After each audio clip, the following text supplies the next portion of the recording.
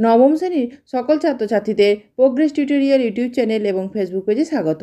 আজকের ভিডিওতে নবম শ্রেণীর ইতিহাসের শিল্প বিপ্লব, উপনিবেশবাদ ও সাম্রাজ্যবাদ অধ্যায়ের অতি সংক্ষিপ্ত প্রশ্নোত্তর আলোচনা করছি। প্রথম প্রশ্নটি দেখো, ভারতবর্ষ কাদের উপনিবেশ ছিল? উত্তর ইংল্যান্ড। পরের প্রশ্নটি দেখো, কে স্পিনিং জেনি আবিষ্কার করেছিলেন? উত্তর হারগ্রিভস। পরের প্রশ্নটি দেখো, প্রথম বিশ্বযুদ্ধের সূচনা কবে হয়েছিল?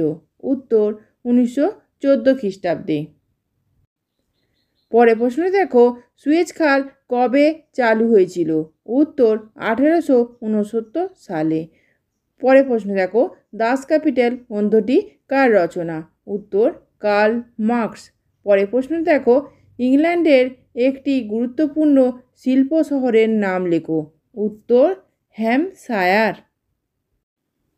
পরের প্রশ্নটি দেখো, ত্রিশক্তি চুক্তি কবে কাদের মধ্যে হয়েছিল? উত্তর 1882 খ্রিস্টাব্দে জার্মানি, ইতালি, অস্ট্রিয়ার মধ্যে ত্রিশক্তি চুক্তি হয়েছিল। পরের প্রশ্নটি দেখো, বাষ্প শক্তির সাহায্যে জেমস ওয়াট কবে যন্ত্র চালানোর ইঞ্জিন আবিষ্কার করেন? উত্তর 1769 খ্রিস্টাব্দে জেমস ওয়াট বাষ্প শক্তির সাহায্যে যন্ত্র চালানোর ইঞ্জিন আবিষ্কার করেন।